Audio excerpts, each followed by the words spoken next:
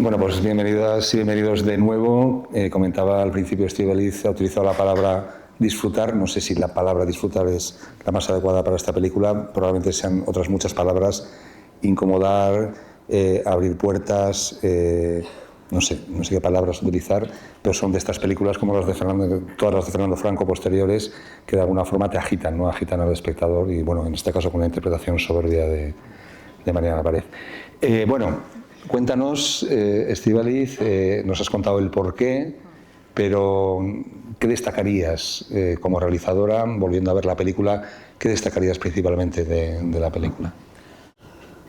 Pues por terminar estas ideas que decías de no sé cómo definiría, incomodar, agitar o empatizar también, ¿no? Porque yo creo que es clave.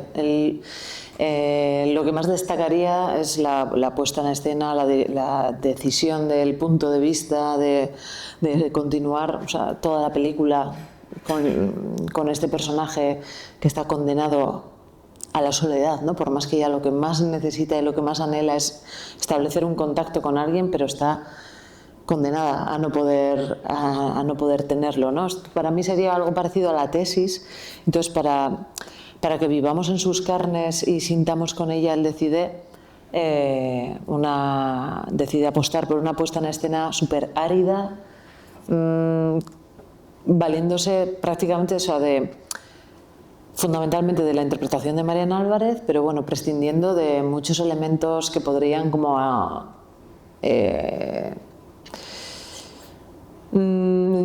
ser fáciles, ¿no? para conducir o para ayudar al espectador o para paliar escenas o momentos de mucha gravedad o de mucha sequedad, ¿no? Con una música o lo que sea, perdón, es que me estoy agobiando un poco porque, en fin, es que he dejado a la cría fatal. Ay, perdón. Tengo mucho calor. Me está riendo. O sea, él apuesta por una realización súper árida y áspera para acompañar un tema que es muy árido y muy áspero. Eso es como una cosa que me llamaba mucho la atención, ¿no?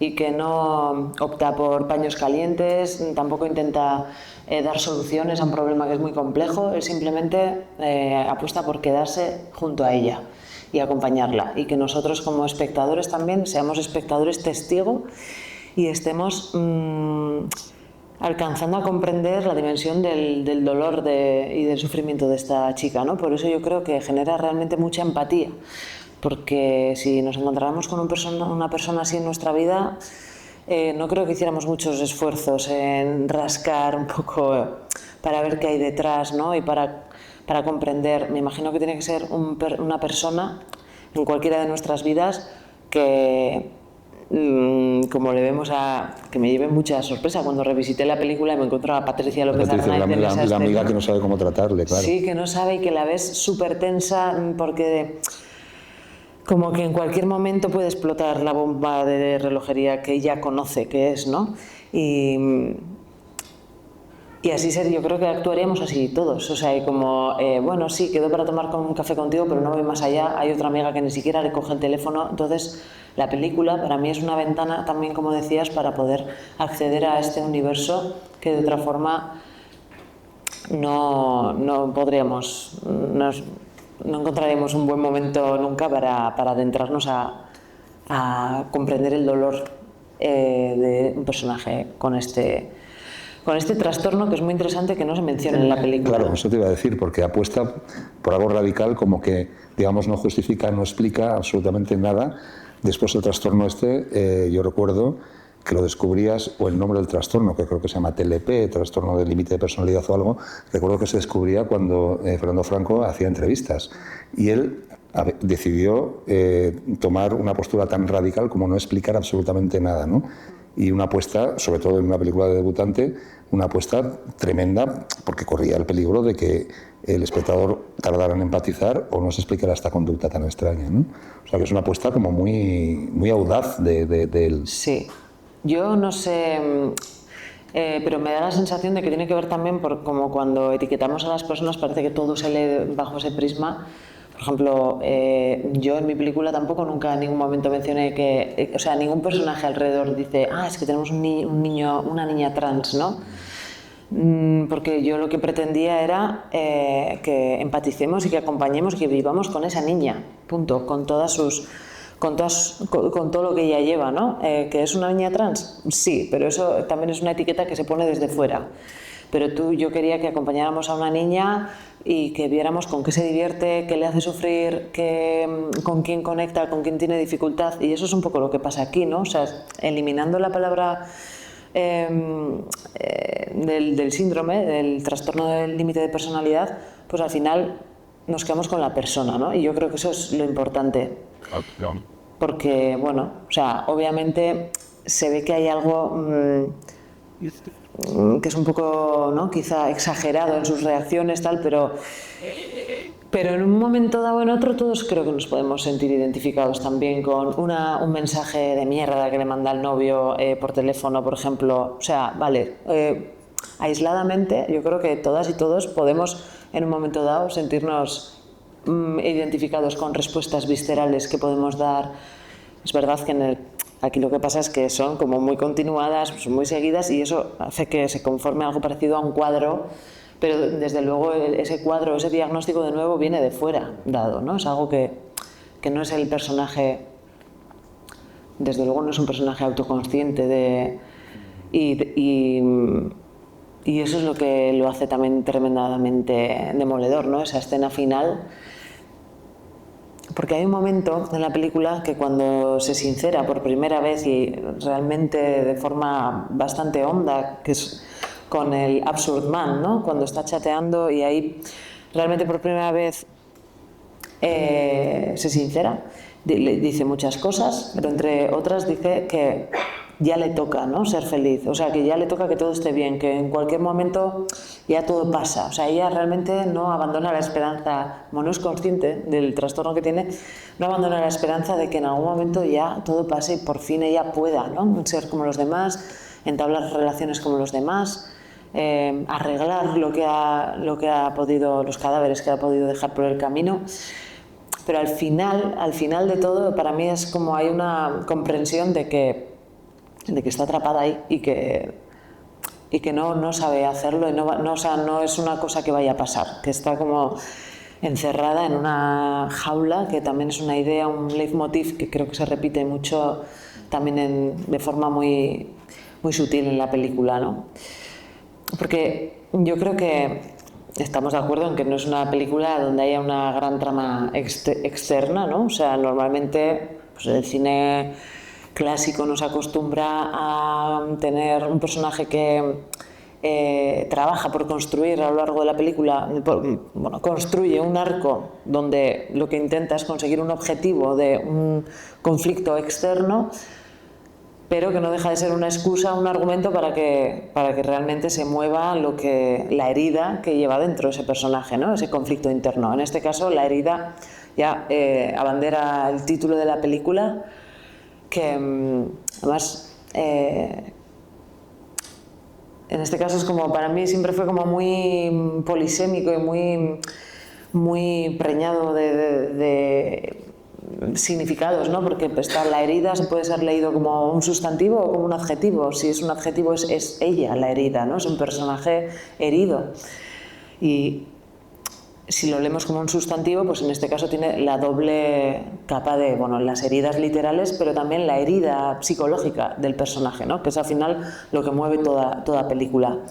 En este caso, como decía, la trama externa es prácticamente nula, es todo un viaje interior del personaje, que yo creo que es la razón por la cual estaba mirando un poquito también críticas o comentarios de la película en su momento. En algunos momentos se hablaba de que pudiera ser una película un poco lenta, pero es por esto, es porque no hay una trama externa a la que estamos acostumbrados, ¿no? Con sus tempos. Sin embargo, es una película profundamente emocional y en realidad siempre me ha parecido muy curioso esto de lento, rápido, porque la palabra emoción, que viene de emovere, viene de conmover, de sacar, movere, o sea, la palabra emoción en sí mismo tiene el contenido de movimiento y de acción. O sea, y para mí es una película tremendamente ágil. O sea, yo no la encuentro nada lenta, ¿no? Pero claro, hay que atender a ese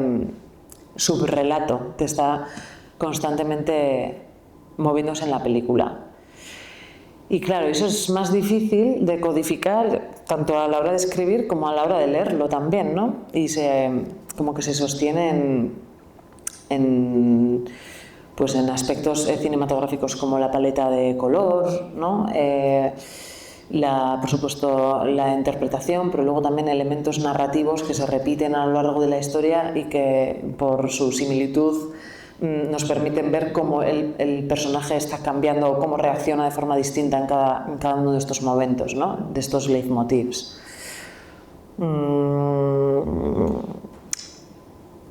Por ejemplo, o sea, la paleta de color es una cuestión que es bastante evidente, ¿no? Creo, yo además, bueno, por contextualizar un poquito de dónde venía y como antes os decía que para mí por eso fue un momento muy importante, que yo venía de hacer el cortometraje Adri, que no sé si igual alguien lo ha visto aquí en la sala, está en Filmin, fue mi primer corto y hablaba de una niña de 11 años a la que le bajaba la regla por primera vez a las puertas de la competición de natación más importante para la que llevaba entrenando un montón de tiempo. Y a lo largo del corto pues encontramos que es una niña huérfana de madre, vive con su padre, la relación intenta ser cálida, intenta haber un contacto, pero es difícil, no saben conectar estos dos personajes, la niña y el padre.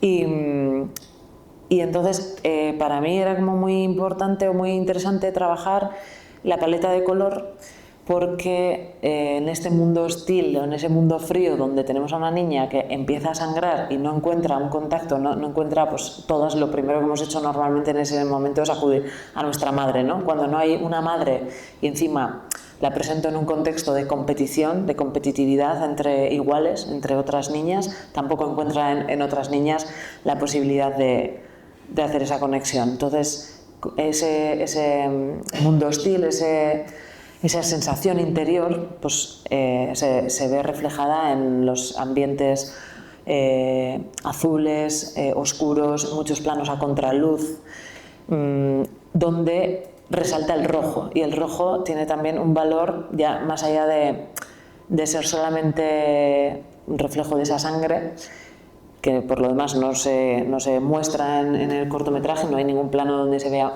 la sangre, entonces está evocada o sugerida a través de ese rojo que empieza siendo el bañador, pero que al final, como pasa una especie de luto este personaje, termina compitiendo con un bañador que le han regalado de competición, que es negro.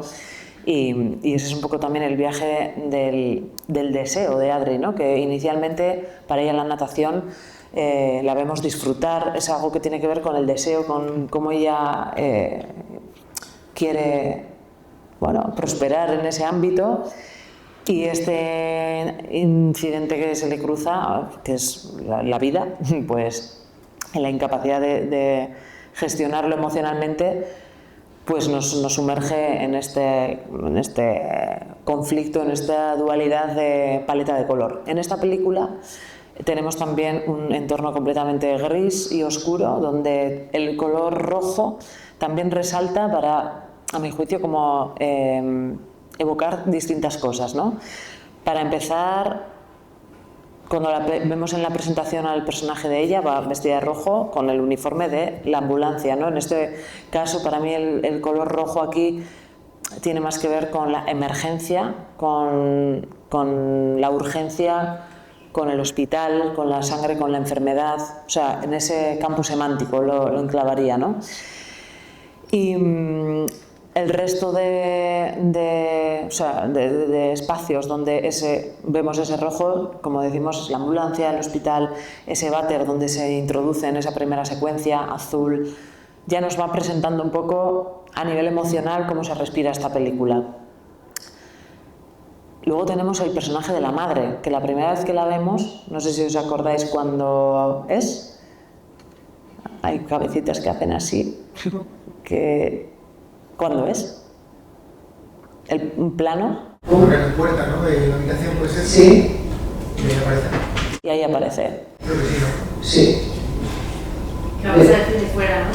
Sí. Que se va con Luis. Se va con el amante o el novio o la pareja. Sí, pero antes sí que se lo había escuchado, ¿no? Antes. La hemos escuchado, siempre desde fuera. de... ¿Estás bien? ¿Estás bien? Eso es. Y va vestida de rojo. No. Además de un vestidazo, o sea, un vestido rojo que es muy llamativo. A mí se me hace muy llamativo, me parece muy intencionado. O sea, que ahí hay una intención de estar queriendo decir en segundo plano algo. Que tenemos a una mujer que va en busca de su deseo, ¿no? O sea, con esta pareja y va vestida de rojo. La última vez que vemos a este personaje, ¿la recordamos? ¿Dónde está? En la cama tendida. Y a ella la vemos de gris, vestida de gris completamente. La ropa de la cama es gris completamente, cosa que es curioso porque se repite también en la escena del hotel, donde tienes ese momento de sexo desavenido. La ropa de cama es totalmente gris también. En el caso de la madre, en esta última secuencia donde la tenemos, hay un pequeño cojín rojo en la cama, ¿no? También como un recuerdo de lo que fue y de lo que quizá también fue o podría haber sido la propia Ana, ¿no? El personaje de Ana, que al final vemos casi como si fueran pues dos fotocopias o si estuvieran ambas repitiendo un patrón de... que vete tú a saber hasta qué punto no está relacionado con el Ramón Aguirre, nuestro querido Ramón Aguirre, ¿cómo se llama? No, en la película, el padre. ¿No tiene nombre? Sí. Ya no sé, igual no. Y finalmente, cuando vemos que ya hay como por parte de Ana, tras esa confrontación con la escena del padre sin matar al padre, ¿no? Llamándole miserable hijo de puta, o no, era así. A partir de ahí tenemos un fundido a negro, que así a nivel gramaticalmente audiovisual es como muy sentencioso, ¿no? Fundido a negro no se pone en cualquier sitio y de hecho es como wow. Ahí hay como un punto de inflexión brutal en la película y comienza lo que incluso ella misma llega a decir como una nueva vida, que hasta sin ese comentario hubiera sido quizá más interesante, perdona Fernando, pero o sea, hay algo muy interesante, podemos poner un perito, pero ella quiere comprarse un coche rojo, ¿no? Y dice, y es rojo, ¿y por qué es importante que sea rojo el coche? O sea, no es una línea de diálogo baladí, o sea, es importante, porque tenemos a un personaje gris que quiere empezar una nueva vida y quiere comprarse un coche rojo y no hace falta que diga que una nueva vida, pero es así. Lo que pasa es que es una nueva vida que es muy triste, ¿no? Porque vemos que es un segundo bloque donde sustituye las autolesiones por tomar pastillas, por tomar drogas, intentando hacerse, o sea, intentando ser una más, ¿no? En realidad, con el resto. Hay un pequeño aspecto que me parece interesante, no sé hasta qué punto sería la intención, pero pasamos de las autolesiones a una secuencia de depilación, por ejemplo, que también es una especie de autolesión, pero más consentida, social y más normalizada, ¿no? Que dices, bueno, ¿para qué si no esa escena? A mí me parece que podía tener algo de esto. Y la vemos hacia el final, en ese intento de redención, ¿no? Cuando se acerca a donde Alex, en ese último tramo de la película, incluso llega a portar un jersey rojo, ¿no? También en señal de ese deseo de vivir que tiene, pero tampoco es un rojo cualquiera. Y esto, o sea, cuando trabajas con una jefa una directora de vestuario, te das cuenta que, o sea, las preguntas son infinitas, pero ¿cómo es? ¿Rojo saturado o rojo tirando brillante o rojo? Y este es un rojo, no sé si sois capaces pero es un rojo con base azul. O sea, si alguien pinta y alguien tiene un poco de mirada, es un rojo de base azul, no es un rojo vibrante, es un rojo que contiene en sí como ya ese ancla, ¿no? que le amarra a ella y que le impide. Esta idea de cárcel en la que ella se encuentra también creo que se refleja en distintos elementos de arte. Por ejemplo, ahora en este caso, en la película, pues una pecera que tiene en la habitación donde tenemos estos peces enjaulados, ¿no? O sea, viven en una cápsula, también peces azules, que además son si no me equivoco, como el avatar que ella utiliza en los chats con Absurd Man, es como esa silueta de delfín azul de esa pecera. Y luego, y aquí ya retomando un poco con el tema de la paleta de color y del rojo respecto a la ropa de cama, en su habitación, la colcha tiene componentes rojos, pero es un patrón cuadriculado. O sea, la colcha es a cuadros, es rojo sí, pero es a cuadros porque para mí está hablando como de una cárcel, de un deseo encarcelado, atrapado. Y esto podría parecer un poco sobreinterpretado, a lo mejor, pero viendo la película por segunda vez me di cuenta de que no solo eso, sino que además tiene un cojincito, una almohada, esta muchacha con un estampado que si alguien de aquí lo ha visto por primera vez... Yep. Yo no. Pues el estampado de la almohada que tiene es de bichos, todo, bichos e insectos.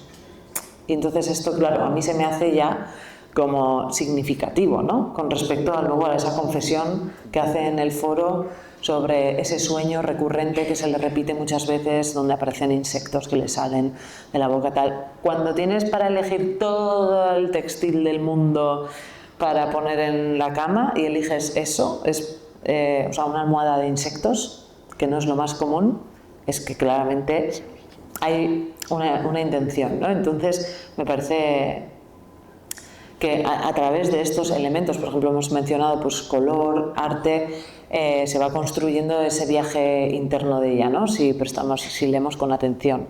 Y luego este leitmotiv que me parece como el más significativo de todos, que es el deseo de contacto, ¿no? En esta película para mí se representa como en 4 ocasiones, ¿no? Que podrían representar como esos 4 grandes ámbitos que nos constituyen emocionalmente. Está la madre, el padre, el amigo y el amante, ¿no? El novio. O sea, con estos 4 personajes se produce un momento o un intento de contacto físico, que obviamente nos remite al contacto emocional interno, pero es la forma en la que lo podemos ver, ¿no? O sea, me acuerdo con mucho que Michel Gastambide, el guionista padre, que ha sido profesor mío en muchos momentos distintos, él tenía una frase muy común, muy habitual, que usaba siempre, que decía que el conflicto tenía que ser fotografiable, ¿no? El conflicto interno tiene que ser fotografiable porque tú tienes una cámara, no tienes un lápiz, o sea, tu herramienta para contar la historia es una cámara, entonces tienes que poder hacerlo ver. Y entonces, para mí, eso se refleja en estas 4 escenas en las que hay un intento de contacto físico, empezando por la madre, creo que es en orden cronológico. Cuando empezamos con la madre, cuando se va a ir a la boda del padre, hay un abrazo con la madre, ¿no? Es un abrazo que si lo escudriñas un poquito está muy bien, pues, no es muy evidente, pero la madre frena, o sea, hay como, venga hija, que se te va a hacer, pero es como, mide el tiempo exacto suficiente para que intente llegar a algo más y se interrumpa y tú lo sientas, y es la madre la que pone como esa distancia, ¿no? Aunque le vemos también a Ana que no lo está dando tampoco con un gran apasionamiento, pero la madre pone esa distancia. Luego tenemos el encuentro con el padre en la boda, y ahí yo creo que lo más cercano, hay como un intento de ella de papá, y el otro se da la vuelta y dice, hija, voy a por unas copas de alcohol, ¿no? Y como que le niega el contacto que ella ha venido a demandarle. Va por las copas, vuelve y finalmente se resuelve con que vuelven a entrar juntos a la escena del baile fundacional, que es tremenda. Ese baile donde se medio acercan, o sea, es lo más cercano a un abrazo posible con ese padre. Quizá un abrazo que es imposible porque lo que les separa es la herida, ¿no? Sí. Entre ellos. Y después tenemos el abrazo con Alex, que en este caso vuelve a ser Alex, o sea, Alex el novio, cuando al final le dice ella, ¿no? Y y él se deja un poco abrazar, ella aquí sí que muestra afecto, pero él es el que lo interrumpe. Y luego tendríamos algo parecido con Jaime, lo más parecido a un abrazo que puede darse con Jaime, yo creo que es la secuencia del baile, donde bailan juntos, ¿no? Pero que de nuevo se interrumpe, o sea, no cuaja y es un abrazo interrumpido por ese comentario final tan inoportuno que trae el amigo del baño, que le dice lo de... que ya dice Jaime que contigo nunca se sabe, ¿no? Y entonces ya no hay posibilidad de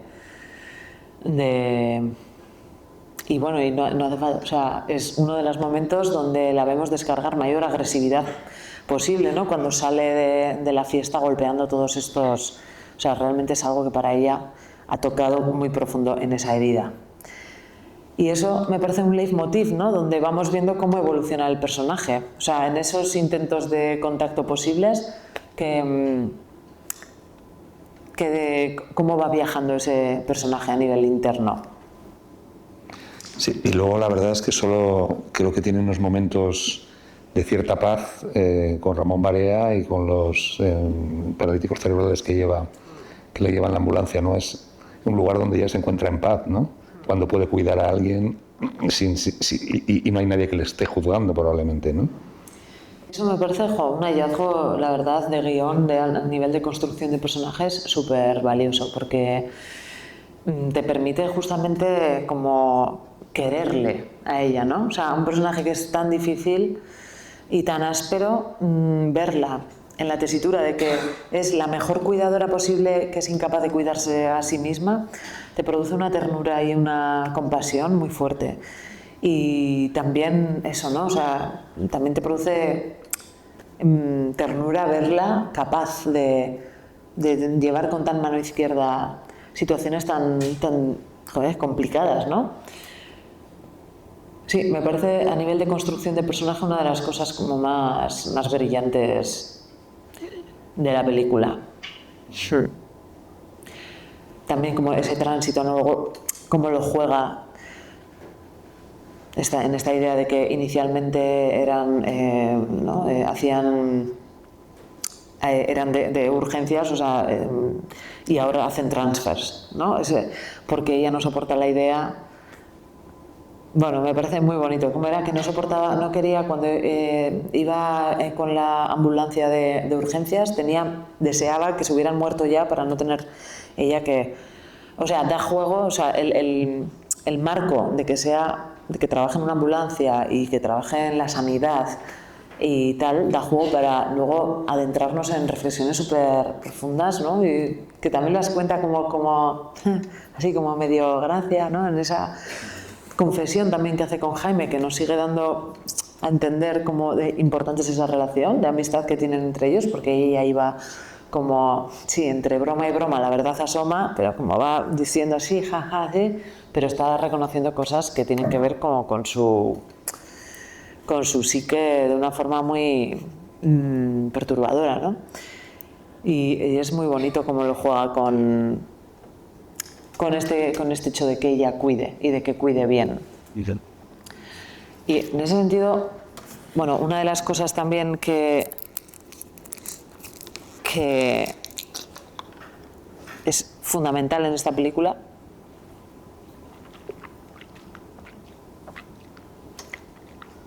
es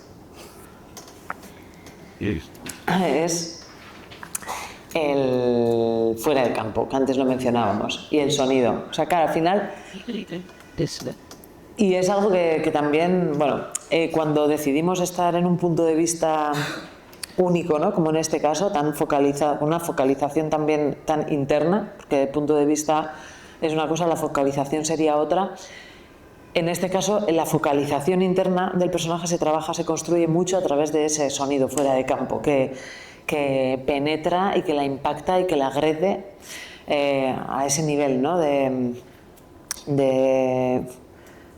Es como leía en unas entrevistas que Fernando decía que alguna paciente con trastorno de límite de personalidad le decía, es como si tú tuvieras la carne en carne viva, toda la piel en carne viva, y te pusieras una mochila.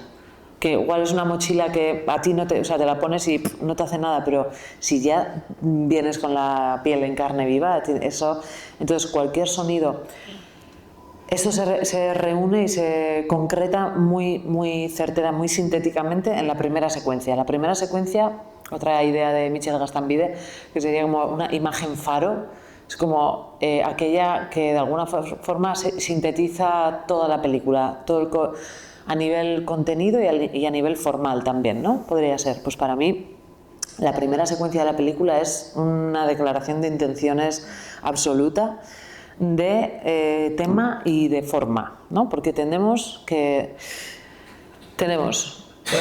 arranca con un primer plano de ella, ya está diciéndonos también pues que hay una apuesta de punto de vista clara.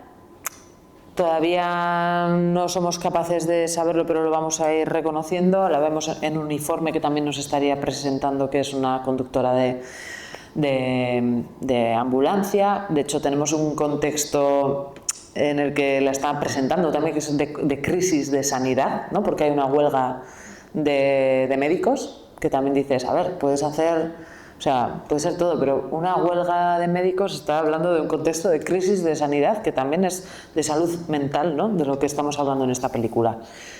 Hay un teléfono que está constantemente como emitiendo pitidos, sonidos que son realmente como... Bueno, yo creo que están tratados también dramáticamente, porque quizá un pitido, un teléfono en la vida normal tampoco nos sobresalta tanto, porque no son tan invasivos, pero en este caso realmente lo son. O sea, se vive así, lo vives así con ella, ¿no?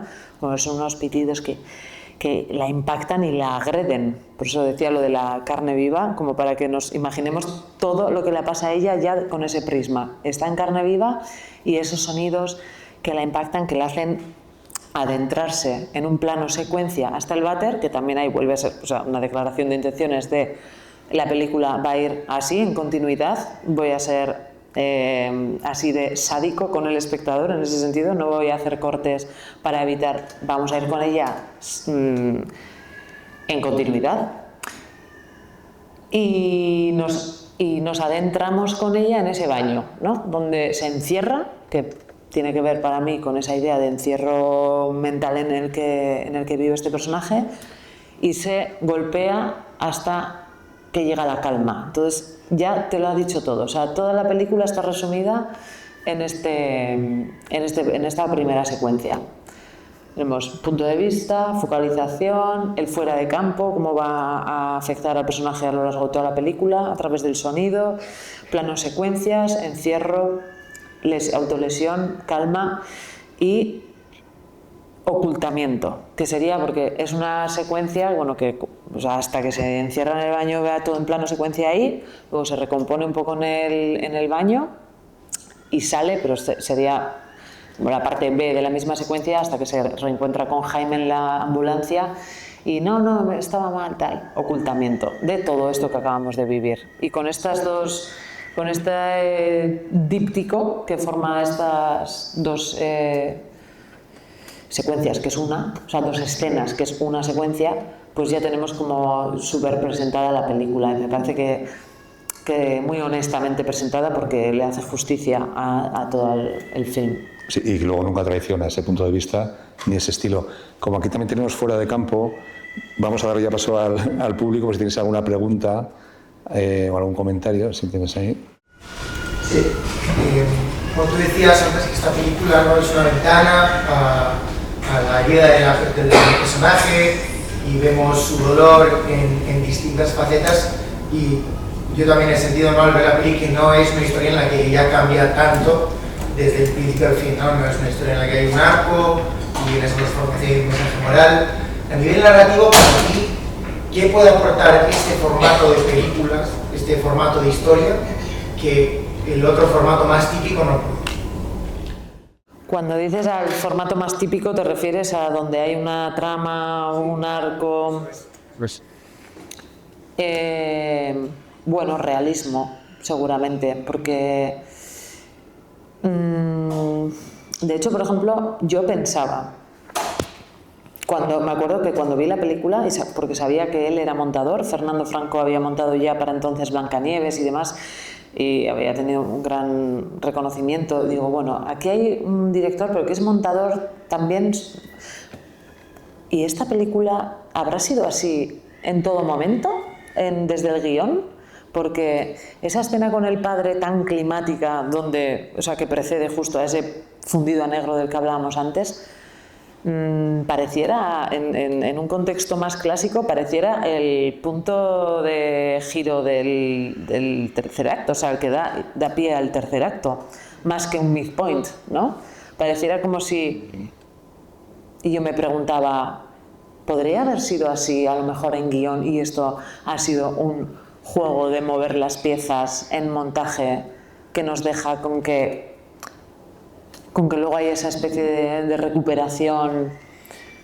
No sé, era una... Luego sí, mirándola por segunda vez, a lo mejor creo que igual no tanto, pero, o sea, no tanto que haya podido pasar en montaje, porque hay cosas muy más cerradas que igual impedirían mover tanto las piezas, pero a lo mejor en guión sí pasó eso, porque también cuando estás escribiendo el guión estás montando, y si eres montador con tus escaletas y tú estás haciendo ese mismo trabajo, y a lo mejor en guión pudo estar ocupando ese lugar, por ejemplo, el encuentro con el padre, ¿no?